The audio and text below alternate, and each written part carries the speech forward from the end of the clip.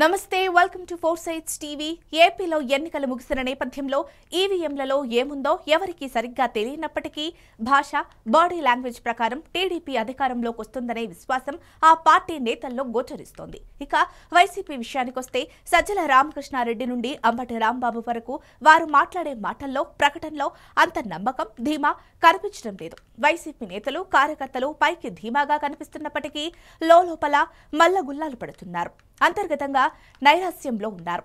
I-PAC Vijayawada కార్యాలయంలో CM Jagan చేసిన ప్రకటన కూడా కేడర్ నైతిక స్థైర్యాన్ని పెంచడానికి నిజంగా సహాయపడలేదు.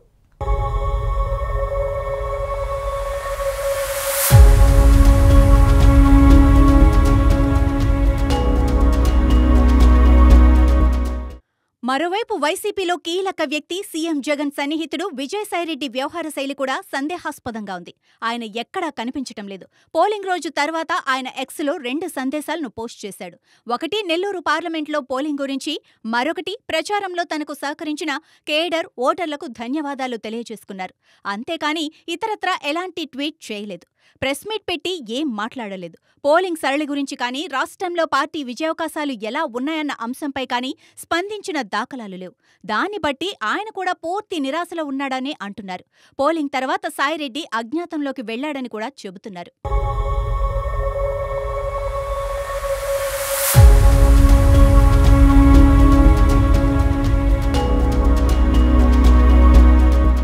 రాష్ట్రంలో ఎన్నికల అనంతరం జరిగిన హింసాత్మక ఘటనలపై వైసీపీ నేతలు పెద్ద ఎత్తున ఫిర్యాదు చేసినా ఆయన ఏమీ స్పందించలేదు.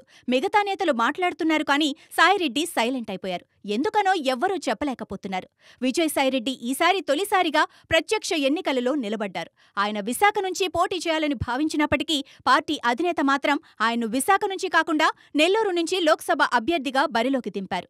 3 ఏళ్ల పాటు విశాఖలో అన్నీ తానే వ్యవహరించిన విజయసాయిని అత్యంత అవమానకరంగా విశాఖ నుంచి పక్కకు తప్పించి అక్కడి బాధ్యతలను వైవి సుబ్బారెడ్డికి జగన్ అప్పగించిన సంగతి తెలిసిందే. నెల్లూరు ఎంపీ టికెట్ కూడా గత్యంతరం లేని పరిస్థితుల్లో మాత్రమే విజయసాయికిచ్చారు జగన్. నెల్లూరులో వైసీపీ కీలక నేత వేమిరెడ్డి ప్రభాకర్ రెడ్డి పార్టీని వీడి తెలుగుదేశం గూటికి చేరిన క్రమంలో సాయిరెడ్డిని రంగంలోకి దించారు. వేమిరెడ్డి, సాయిరెడ్డి ఇద్దరూ స్నేహితులే.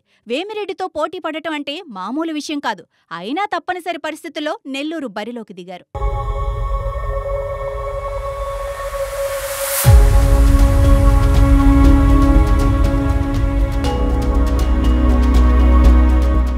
వాస్తవానికి విజయసాయిరెడ్డికి నెల్లూరు నుంచి పోటీ చేయటం సుతరామూ ఇష్టం లేదు. నెల్లూరు ఆయన స్వస్థలమే అయినా అక్కడ ఆయనకు ఉన్న పరిచయాలు, నియోజకవర్గం కోసం ఆయన చేసిన పనులు కూడా అంతంత మాత్రమే. ఈ క్రమంలో నెల్లూరులో ఎదురెదిన విజయసాయికి ప్రచార సమయంలోనే కొన్ని చేదు అనుభవాలు ఎదురయ్యాయి.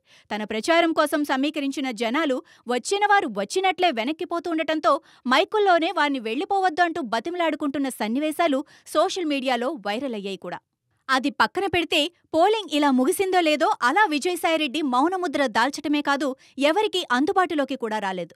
ఓవైపు వైసీపీ కీలక నేతలు విజయంపై ధీమా వ్యక్తం చేస్తూనే, పోలింగ్ తీరు పట్ల అసంతృప్తి, ఆగ్రహం వ్యక్తం చేస్తూనో మీడియా ముందుకు వస్తుంటే, పార్టీకి మౌత్ పీస్ అన్నట్లుగా ఇంతకాలం వ్యవహరించిన విజయసాయిరెడ్డి మౌనం బయటకు రాకపోవటం పలు అనుమానాలకు తావిస్తోంది.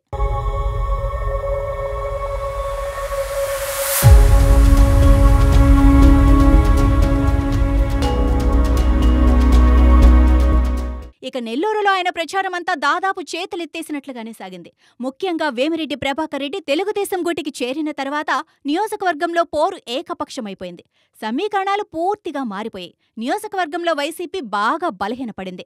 ఫలితం వెలువడటానికి ముందే ఓటమి ఖాయమన్న నిర్ణయానికి వచ్చిన సాయిరెడ్డి అజ్ఞాతంలోకి వెళ్లారన్న టాక్ వినిపిస్తోంది.